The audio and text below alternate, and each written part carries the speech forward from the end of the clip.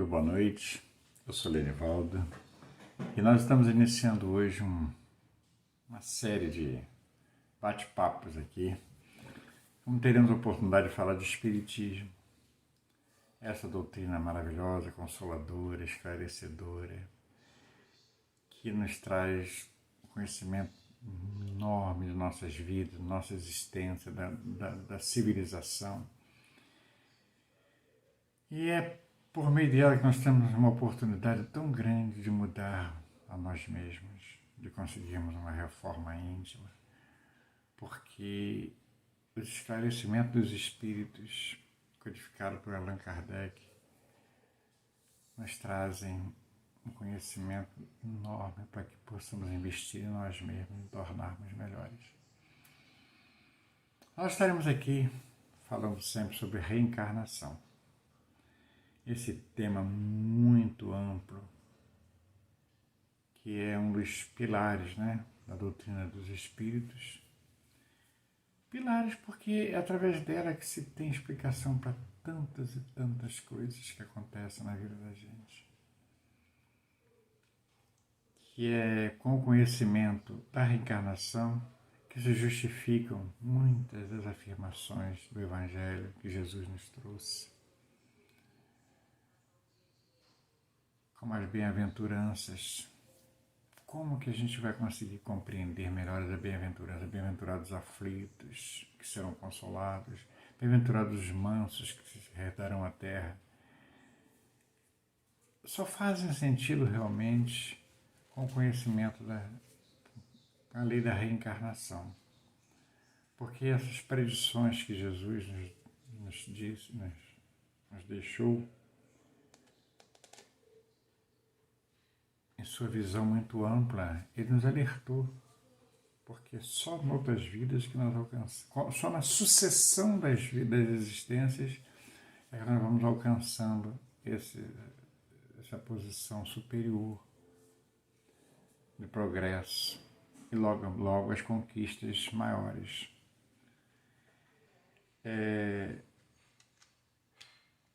Esse pilar da doutrina que é a reencarnação, que nos traz o conhecimento da nossa existência aqui. Por que nós estamos aqui? Qual o objetivo disso tudo? Por que precisamos reencarnar? E aí os Espíritos nos ensinam que nós, seres, espíritos, fomos criados simples e ignorantes. Ignorantes no sentido literal da palavra, ou seja, desconhecendo todas as coisas, como se fosse um bebê recém-nascido. E para chegarmos ao conhecimento maior, para chegarmos à evolução, que é a meta de todos nós, e não uma questão opcional, não. Nós alcançaremos a perfeição inevitavelmente, inexoravelmente, porque isso é uma das leis divinas, a perfeição.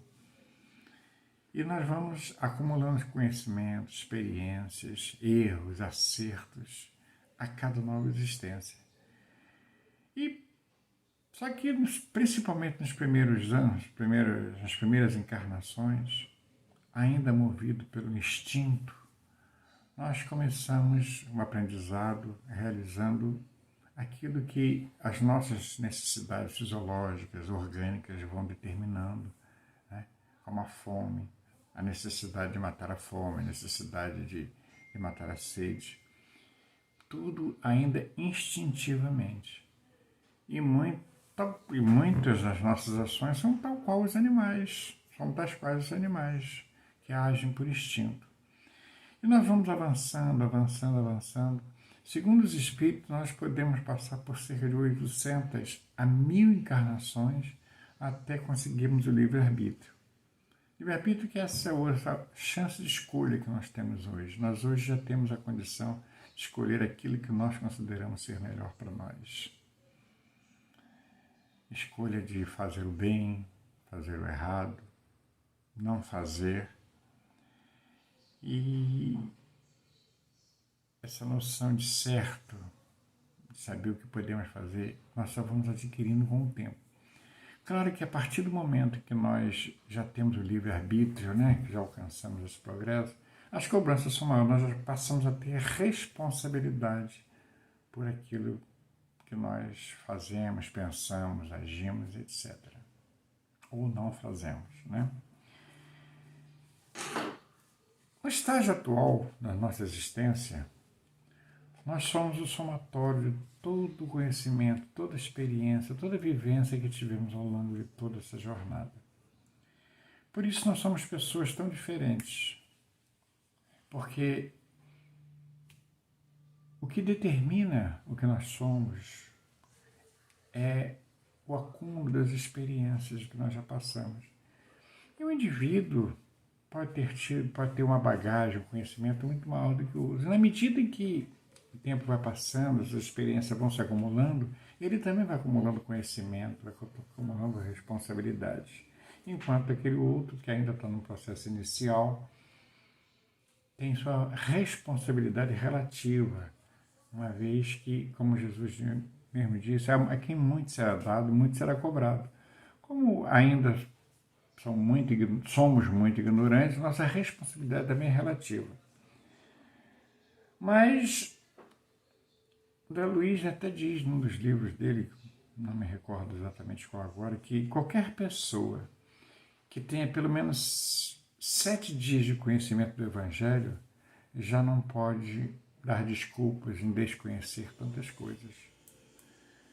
Porque a mensagem de Jesus no Evangelho é tão ampla, é tão grande, mensagem para nos fazer seguir o caminho do bem, que um pequeno contato com o Evangelho já é suficiente para que não venhamos a cometer equívocos tão grandes. Pois bem, essa série de experiências, essa série de vivências na Terra, que vai nos tornando adultos espirituais,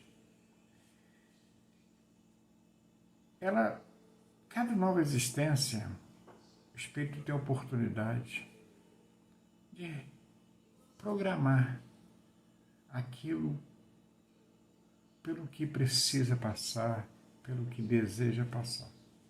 Resumindo, quando nós retornamos ao plano espiritual, com a morte do corpo físico, nós temos a oportunidade de fazer uma avaliação em determinado momento. Nem sempre acontece logo em seguida, e nem todos os espíritos também têm essa clareza na hora de fazer essa avaliação. Isso vai muito também do estágio em que o indivíduo se encontra e a condição em que chega no plano espiritual. Partindo da situação ideal de que o espírito, passado aquela fase de perturbação, quando ele se compreende, quando ele entende sua verdadeira situação no plano espiritual, ele começa a ter uma noção muito clara do que foi a sua última experiência, do que ele vivenciou, do que ele fez, do que ele deixou de fazer, do que ele amou, do que ele odiou, disso tudo. E, naturalmente, ele já tem uma condição melhor de avaliar tudo isso, de fazer o julgamento do que foi bom, o que não foi, o que precisa ser melhorado. E, claro, conta com a ajuda de espíritos em condições muito melhores do que ele. Porque o plano espiritual, as diversas colônias e por diante, há locais, né, supomos assim, em que o espírito tenha essa visão completa do que fez e do que deixou de fazer. E já a essa altura, com um conhecimento melhor, ele sente a necessidade de corrigir, de resgatar erros, de corrigir aquelas questões onde ele magoou, onde ele odiou, avaliar as necessidades, as oportunidades que perdeu, se fez bem, se deixou de fazer. E tudo isso ele vai como se fosse contabilizando para saber onde ele precisa melhorar, onde foi que ele errou, o que precisa fazer, que tipo de ligações ele precisa ter, quais serão seus facilitadores, quais serão suas tentações, aquelas coisas que venham a prejudicar. E aí ele vai, com a ajuda espiritual e muito do seu conhecimento, quando possível, ele vai programando uma nova encarnação, uma programação reencarnatória, onde ele terá a oportunidade de corrigir, de resgatar, de rever amigos, de passar por provas, por expiações. Há delitos muito grandes que o indivíduo comete numa existência, cuja correção, cujo resgate pode ser muito doloroso, muito longo. Há envolvimentos importantes com espíritos inferiores, com vício, em que ele também, muitas vezes, tem muita dificuldade de se readaptar ao mundo do bem. Então, o indivíduo vem para uma nova existência com uma programação sempre no intuito de melhorar, sempre no intuito de crescer, porque esse é o objetivo, esse é o fim de todos nós. E aí, a família em que vai estar presente, as tentações pelas quais terá que enfrentar, as provas que vencerá, outras que não vencerá, as expiações, todas essas coisas vão dando oportunidade dele superar as deficiências e, quando é bem sucedido, acumular créditos que vão lhe servir na grande jornada. E aí vem as provas da convivência com a família que é esse laboratório importantíssimo onde todos nós temos confrontos, conflitos, oportunidade de amar, de servir, e nem sempre fazemos o dever de casa da mesma forma. E acabamos muitas vezes acumulando débitos, que são revisados e com a ajuda da espiritualidade, o espírito vai catalogar isso nas suas necessidades, na sua pauta de reencarnação. E sua pauta vai conter certamente amar, servir, fazer o bem, corrigir erros do passado. O detalhe é que nem sempre nós somos responsáveis o suficiente para cumprir toda essa pauta. E muitas vezes nós acabamos complicando o que já pode ser difícil e cometendo outros erros, cometendo crimes, nos envolvendo em vícios, etc. Então, uma encarnação com uma programação boa de resgate, de melhoria, acaba não acontecendo dessa forma. E o espírito, às vezes, compromete uma reencarnação. Ele não vai regredir, porque uma das leis divinas que os espíritos nos ensinam é que não há regressão, nenhum espírito pode regredir. O que acontece muitas vezes é retardar um pouco o seu crescimento, né? Ele se perder em questões menores, nos vícios, nas paixões, e retardar o crescimento. E ter que repetir experiências, muitas vezes até que possa passar na prova. Daí a prova e também as expiações, porque os espíritos nos dizem que reencarnar na Terra é estar num planeta de provas e expiações. As provas são sempre importantes para que nós possamos avaliar a nossa capacidade de vencer, de melhorar. Da mesma forma que na nossa carreira de estudo, nós estamos permanentemente fazendo provas para avaliar o quanto nós já avançamos, o quanto nós já nos qualificamos para isso tudo. Então, numa existência aqui na Terra, nós passamos por provas constantemente. Provas na relação com as pessoas, provas no que podemos fazer, prova no que rejeitamos, provas a cada minuto, a cada instante, a cada pensamento nós estamos sendo submetidos a provas. E tem também as expiações, que são aquelas questões mais graves, mais sérias, de débitos acumulados, e que muitas vezes nós precisamos de um empenho muito grande para que venha a superar essas expiações.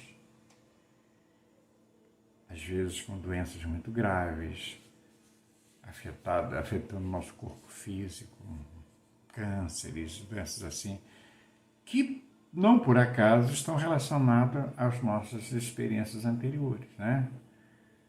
porque são consequências das nossas responsabilidades assumidas. Se nós nos equivocamos, se nós cometemos erros, esses erros precisam ser resgatados, precisam ser corrigidos. Como nós aprendemos no Espiritismo,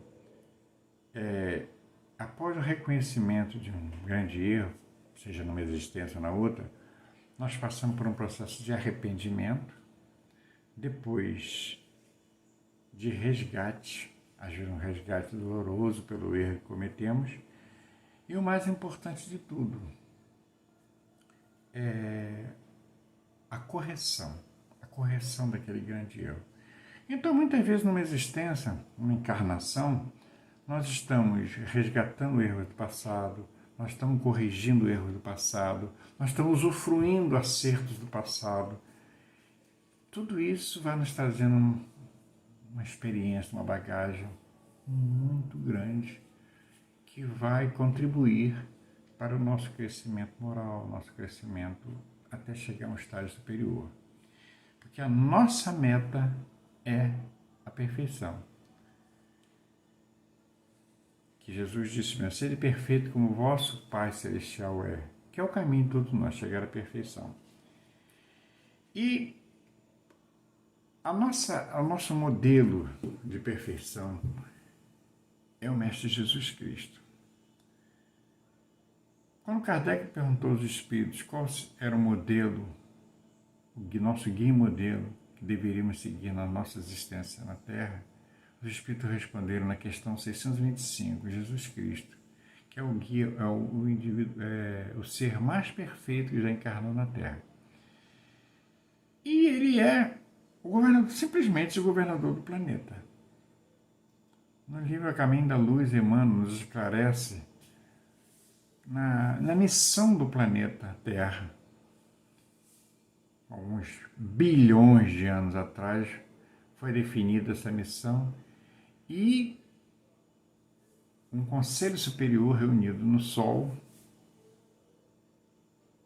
nomeou um dos seus participantes, Jesus, para ser o governador do planeta. Até então ele começou a investir na formação do planeta, na população do planeta, nas espécies que viriam aqui, e ele conduz esse planeta. E as nossas metas estão sempre relacionadas ao nosso guia e modelo Jesus Cristo. Então, quando nós começamos a nos entender melhor, temos conhecimento do Evangelho, nós já temos um material prático, uma bula, né? Uma receita prática para avançarmos, que é executando nas nossas vidas, nas nossas relações, todos os ensinamentos que o Mestre Jesus nos trouxe. E eu falava há pouco do plano material onde nós estamos. Há também o plano espiritual. Há diversos planos, na verdade. Hoje a gente já sabe que há diversos planos, da mesma forma que há diversas dimensões. Nós habitamos um mundo material, nesse mundo aqui em 3D, mas ao retornarmos ao plano espiritual, nós estamos retornando a outras dimensões. Segundo alguns estudos, já quarta, quinta, sexta dimensões.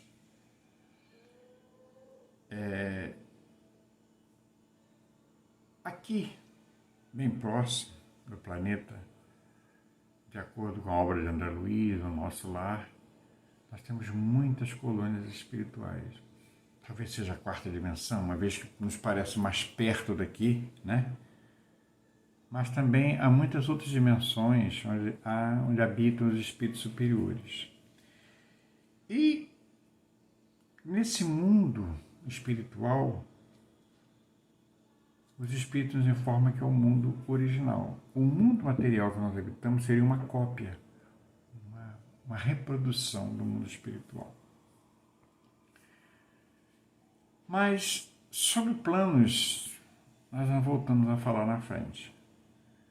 Por hoje, o nosso tempo está se esgotando. Eu me sinto bastante agradecido por estar compondo essa equipe de trabalho, né, da OCEAV, que coloca toda quarta-feira no ar. E eu espero contar com a sua audiência, me permitindo estar aqui com vocês a cada semana. Fiquem com Deus. Uma boa noite.